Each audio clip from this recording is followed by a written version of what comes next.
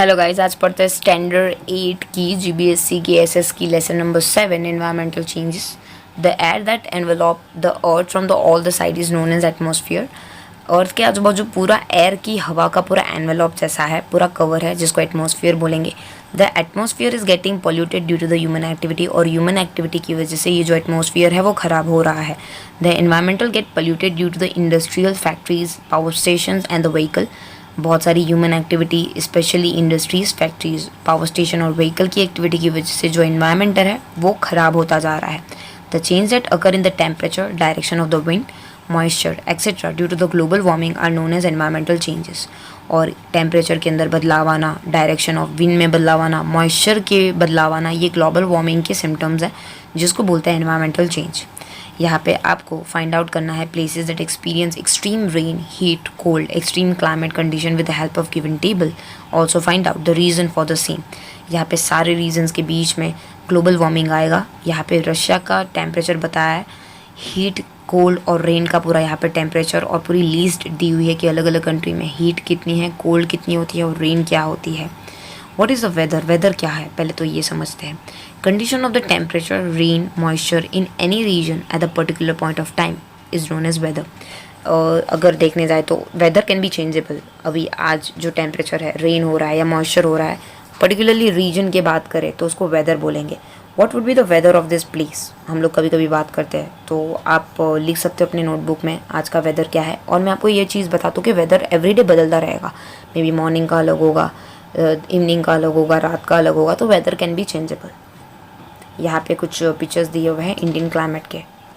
What is the climate? अभी बात करते हैं क्लाइमेट की। The average condition of the rain, temperature, moisture for over the more than 35 years is known as climate. Climate का मतलब ये हुआ कि लास्ट 35 ईयर्स के वहाँ का टेम्परेचर, वहाँ का मॉइस्चर, रेन बेरिंग कैपेसिटी, सब चीज़ें सेम है लास्ट 35 ईयर्स से, तो उसको क्लाइमेट बोलेंगे।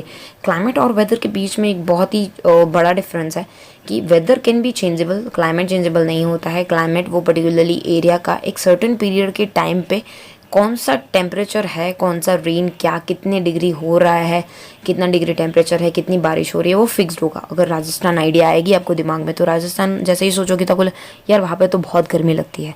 एंटार्क्टिक का सोचूंगी तो वहाँ पे बहुत ठंडी होगी, बर्फ़ होगी। सो उसको बोलते हैं क्लाइमेट, मतलब पर्टिकुलरली एरिया का वो क्लाइमेट होगा। Weather can be changeable. अगर आप देखोगे आज तो आज सुबह बारिश हो रही थी तो दोपहर को धूप निकल आई, सो वैसे करके वेदर कैन बी चेंजेबल, लेकिन क्लाइमेट वहाँ का सेम होगा। कुछ पिक्चर्स दी हुई है। नेक्स्ट बात करते हैं green house farming.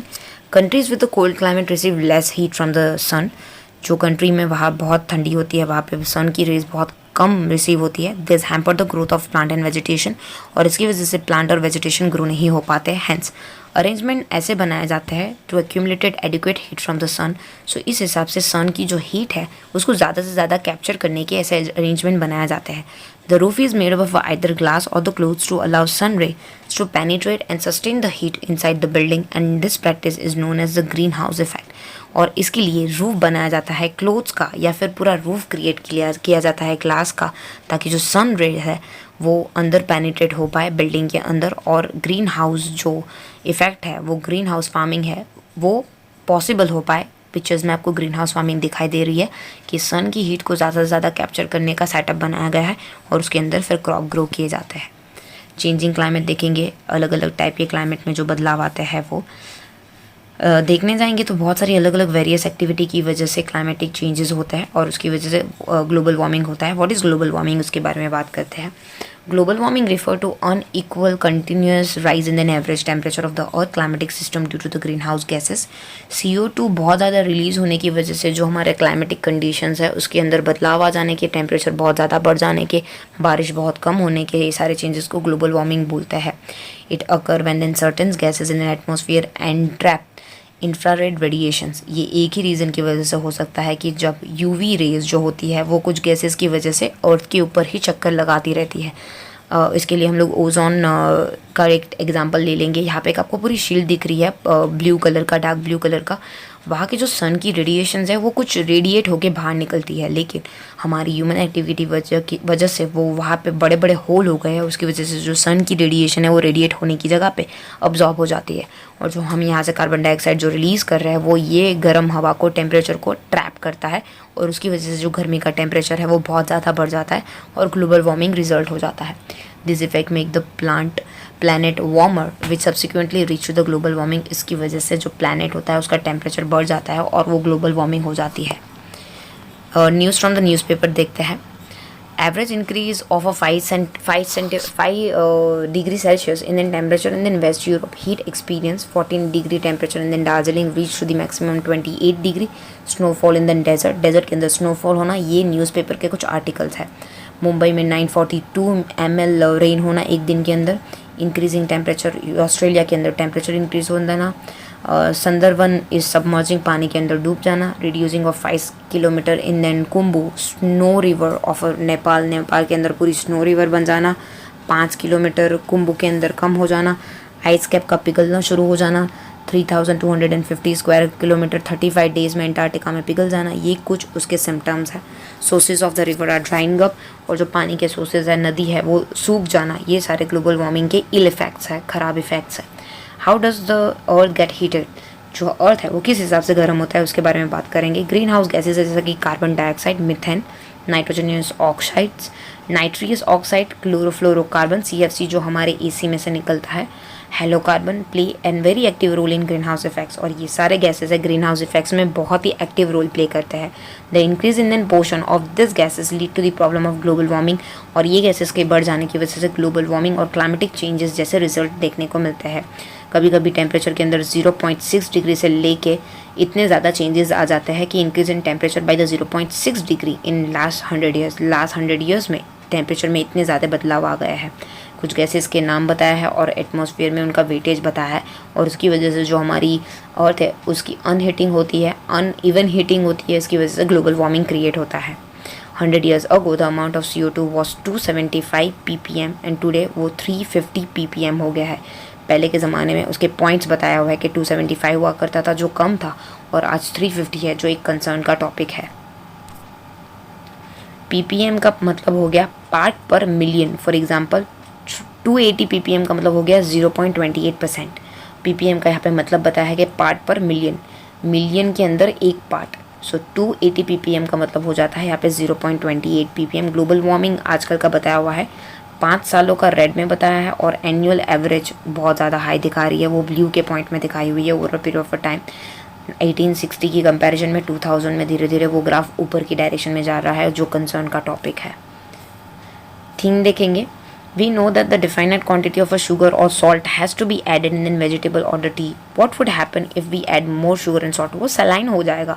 In the same way, there is a balance of proportion of gas in the atmosphere। इसी हिसाब से हमारे एटमॉस्फेयर में गैस का बैलेंस होना बहुत ज़रूरी है। अगर वो इम्बैलेंस हो जाएगा तो जो प्रपोर्शन है कार्बन डाइऑक्साइड का वो एटमॉस्फेयर में इंक्रीज़ हो जाएगा, जिसकी वजह से ग्लोबल वार्मिंग होगा। ये टेबल आपको स्टडी करना है। ये कुछ टेम्परेचर्स बताए हुए अर्थ के। थर्मल पावर जो ईयरली होता है वो प्रपोर्शन ऑफ गैस रिलीज़ करता है, जिसकी वजह से ग्रीन हाउस इफेक्ट क्रिएट होता है। Thermal power station every year 9 lakh tons release करता है। Motor car 17 crore ton yearly. AC 24 hours में ही 2230 kg। TV 24 आवर्स में 190 kg। ट्यूबलाइट 24 आवर्स में 88 kg। कंप्यूटर पूरे 24 घंटे में 130 kg, और फ्रीज 920 kg तक रेडिएशंस हवा में ऐड करता है एवरी डे। मीथेन CH4 के बारे में बात करते हैं। The massive increase in the methane proportion from the 315 ppm in the year 1750 to 1764 ppm is the year 2005 was due to the reason listed below. Massive जो methane gas में increase हुआ है 315 ppm में, इतना ज़्यादा 315 ppm इतना ज़्यादा बढ़ जाने की रीजंस यहाँ पे नीचे लिखी हुई है। एनिमल जब एक्सहेल करते हैं बॉडी में से जो गैसेस बाहर निकालते हैं, और जो मेटाबॉलिज्म प्रोसेस होती है जिसके अंदर मीथेन 14 करोड़ टन रिलीज़ हुआ है। पैडी कल्टीवेशंस की वजह से 15 करोड़ टन रिलीज़ हुआ है। डिकम्पोजिशंस ऑफ अ बायोडिग्रेडेबल वेस्ट है उसमें 7 करोड़ टन रिलीज़ हुआ है। थिंग्स टू नो देखते हैं। All the things use by the human in the one day has 80% of the air in it.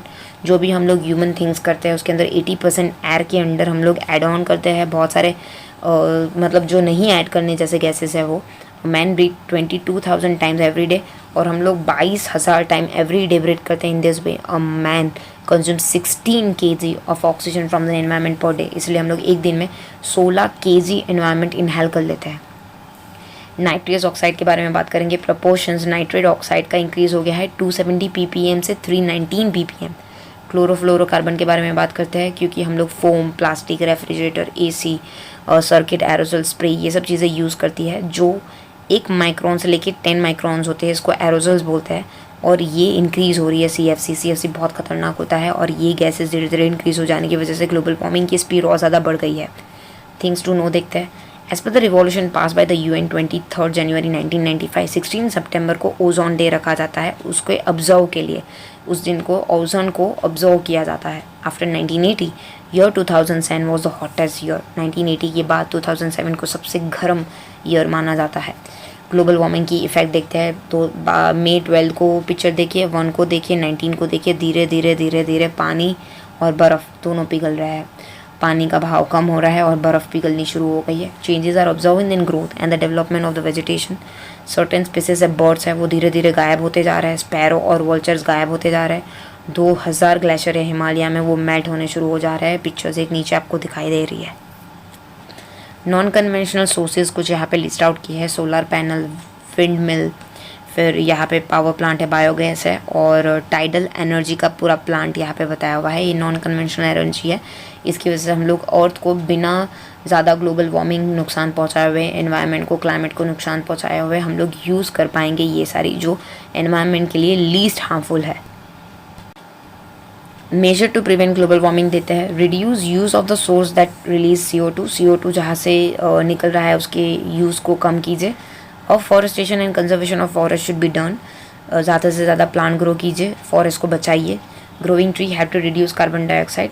Carbon dioxide को रोकने के लिए ज़्यादा से ज़्यादा ट्री ग्रो कीजिए, क्योंकि वो इनहेल कर लेगा पूरा कार्बन डाइऑक्साइड। उसकी वजह से ऑक्सीजन बढ़ जाएगा और जो इल इफेक्ट है वो कम हो जाएगी। Avoid the use of plastic. Plastic का यूज़ जितना बने उतना कम कीजिए। Optimum use of manure and pesticides.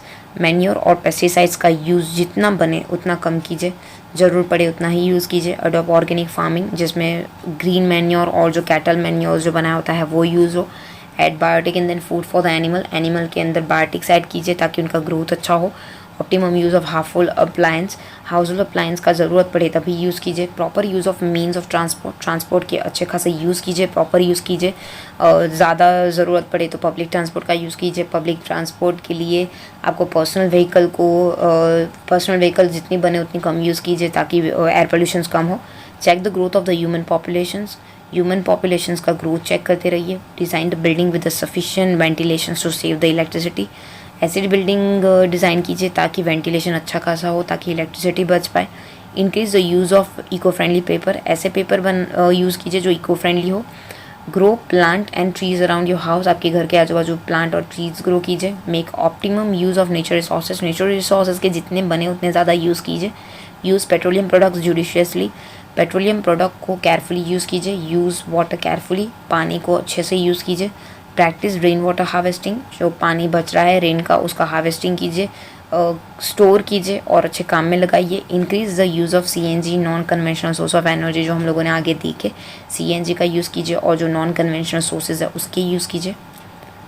Things to know देखते हैं। To make 1 ton of paper, सिर्फ एक टन पेपर बनाने के लिए 4400 किलो इलेक्ट्रिसिटी जाती है। 30,000 लीटर वाटर जाता है और 11 ट्री रिक्वायर होते हैं ये सब चीज़ों के लिए।